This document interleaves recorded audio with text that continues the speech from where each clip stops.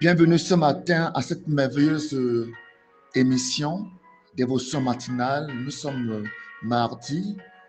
Nous bénissons le nom de l'Éternel pour ce merveilleux jour de mardi qu'il fait, qu'il nous donne d'être comptés parmi les vivants. Ce matin, nous vous parlerons des offrandes d'action de grâce. La grâce est un mot qui a plusieurs définitions, alors qu'il y a une seule définition qu'on peut traduire sous plusieurs formes. La forme que j'ai choisie ce matin pour vous est la suivante. La grâce de Dieu est la voie par laquelle Dieu travaille ou alors il agit dans ta vie. Donc la grâce est la voie par laquelle Dieu agit dans ta vie. Maintenant, rendre grâce à Dieu est le fait de reconnaître ça en gratitude, en le témoignant, en le déclarant. Rendre grâce est le fait de reconnaître, d'être gratifiant en témoignant ce qu'il a fait. C'est ça, rendre grâce. Maintenant, les actions de grâce, c'est quoi? Les actions de grâce, c'est l'ensemble des œuvres, des actions que nous posons en gratitude, en reconnaissance à notre Dieu pour les choses qu'il a faites dans notre vie. Maintenant, les offrandes d'action de grâce sont des offrandes, c'est ce qu'on donne à Dieu en or, en argent ou en nature, afin de manifester notre reconnaissance. Plusieurs personnes donnent des offrandes d'action de grâce, mais elles ne sont pas bénies. Elles donnent des offrandes d'action de grâce à Dieu, mais elles ne ressentent pas, elles ne reçoivent pas des bénédictions en retour. Il y a ainsi dans la Bible plusieurs exemples pareils. Vous lirez dans Genèse 3, dans Genèse 4, verset 3 à 5. Lorsque Caïn fut béni par son travail, il s'avançait et pour donner son offrande d'action de grâce de ce que Dieu l'avait béni, avait béni son champ. Abel, de son côté, fit de même. Mais la Bible dit que Dieu rejeta Caïn ensuite son offrande. Et Dieu accepta, agréa Abel ensuite son offrande. Donc cela montre que ce n'est pas parce qu'on apporte les offrandes, qu'on donne les offrandes à Dieu qu'il les agrée. Lorsqu'il les agrée, il y a des bénédictions qui s'en suivent. Il y a, n'est-ce pas, des confirmations. Voilà pourquoi nous devons apprendre à donner notre offrande d'action de grâce. Nous devons apprendre à rendre grâce à Dieu, c'est-à-dire à lui retourner la gloire. Quand Dieu agit dans ta vie, tu dois lui rendre gloire, tu dois lui rendre grâce en témoignant ce qu'il a fait dans ta vie et en apportant, dans la mesure du possible, si tu veux le faire, des offrandes, des dons en signe de gratitude, en signe de reconnaissance à Dieu sur ce qu'il a fait dans ta vie. Il y a donc une manière de le faire et être béni. Il y a une autre manière de faire que quand tu obéis à ça, tu ne vas béni, tu es maudit plutôt. Oui, c'est vrai, on peut être maudit en apportant l'offrande d'action de grâce. Voilà pourquoi ici, la Bible nous dit que lorsque nous apportons l'offrande d'action de grâce, nous devons respecter à ces principes que je vais énumérer. Dans Marc chapitre 12, versets 41 à 42, puis Jésus s'assit en face du trône, il observait ceux qui déposaient de l'argent. Beaucoup de riches avaient déjà déposé de fortes sommes. Quand arriva une pauvre veuve qui déposa 2 petites pièces, une somme minime. Alors Jésus appela ses disciples et leur dit, vraiment, je vous l'assure, cette pauvre veuve a donné bien plus que ceux qui ont mis de l'argent dans le tronc, car tous les autres ont donné de leur superflu, mais elle, dans sa pauvreté, elle a donné tout ce qu'elle possédait, tout ce qu'elle avait pour vivre. Donc, ça veut dire que lorsque nous venons donner à Dieu, nous actions de grâce, nous devons donner cela en accord avec la dimension de la bénédiction que tu as reçue. On a vu ici la dame qui n'a apporté que deux piécettes d'argent et les riches qui apportaient beaucoup d'argent, c'était beaucoup plus. Mais ce n'était pas en accord avec la dimension de la bénédiction que Dieu leur avait accordée. Nous devons le faire aussi en accord, n'est-ce pas, avec la grandeur de notre Dieu. Amen. Nous allons lire dans Matthieu 5. Matthieu 5 nous donne aussi un autre principe pour donner et être béni. Amen. Nous allons lire dans Matthieu chapitre 5, versets 23 à 24. Si donc au moment de présenter ton offrande devant l'autel, tu te souviens que ton frère a quelque chose contre toi, laisse là ton offrande devant l'autel et va d'abord te réconcilier avec ton frère, puis tu reviendras présenter ton offrande. Ici, la parole de Dieu montre que avant de donner ton offrande, le fait que ton frère ait des problèmes, des situations avec toi, ça peut bloquer ta bénédiction. Ça va empêcher Dieu de te bénir.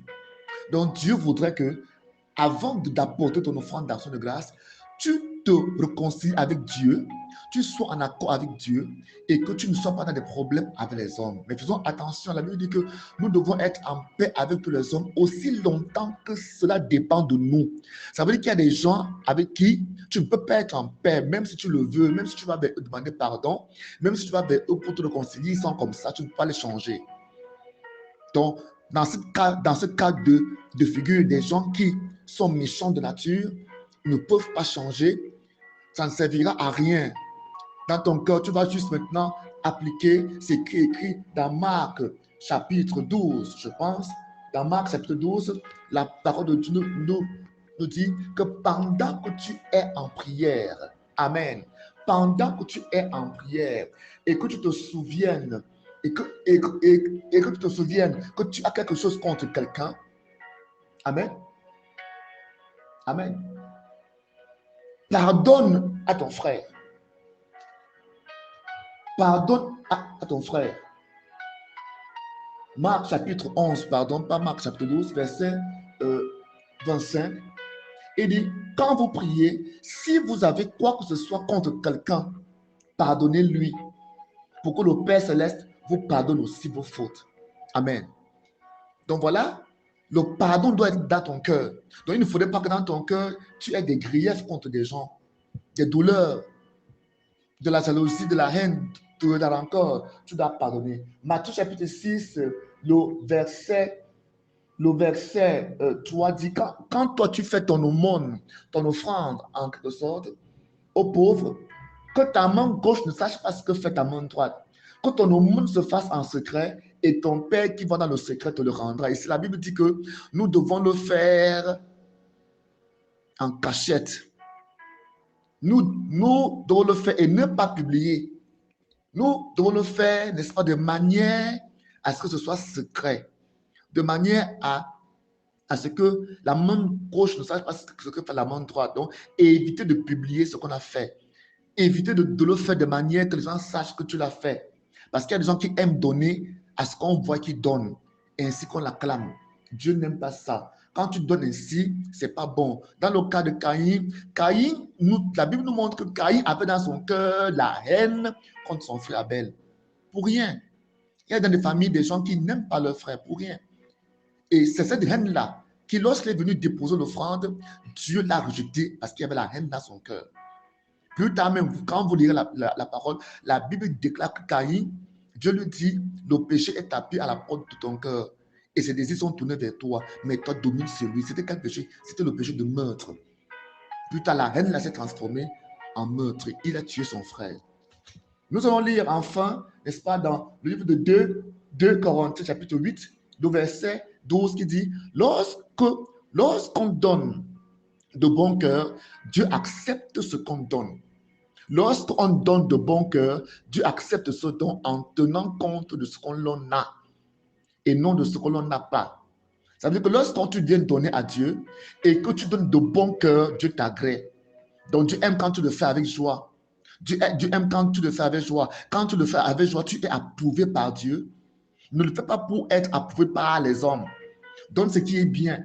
Il dit, lorsque tu donnes de bon cœur, Dieu accepte ce don en tenant compte de ce que tu as. Donc, ça veut dire que le don que tu apportes doit tenir compte de ce que tu as. Donc, ne viens pas avec des offrandes dérisoires parce que tu veux cacher ta prospérité. Ce ne sera pas une bénédiction pour toi. La Bible dit dans le livre de 2 Corinthiens, chapitre 9, le verset 6 au verset 8, il dit ceci, rappelez-vous, semence parcimonieuse, maigre récolte, semence généreuse, moisson abondante. Verset 7, ce verset, je l'aime beaucoup. Il dit que chacun donne ce qu'il a décidé dans son cœur, sans regret ni contrainte, car Dieu aime celui qui donne avec joie. Il a aussi le pouvoir de vous combler de toutes sortes de bienfaits. Ainsi, vous aurez en tout temps, en toutes choses, tout ce dont vous aurez besoin, et il vous en restera encore du superflu pour toute œuvre bonne. Amen. Donc, en conclusion, nous devons donner, n'est-ce pas, étant en accord avec le Père, c'est-à-dire ayant une bonne communion avec Dieu. Deux, nous devons le faire à la dimension de sa gloire. Nous devons le faire en accord avec la dimension de la bénédiction qu'il a déposée en nous. C'est pourquoi le riche ne peut pas donner la même quantité que le pauvre. Celui qui a été béni à l'excès, avec abondance, ne peut pas donner comme celui qui a été béni très peu. Évitez de publier ce qu'on a fait. Le faire avec joie, amour et conviction. Le faire pour être approuvé de Dieu et non des hommes. Donner son précieux et non son superflu.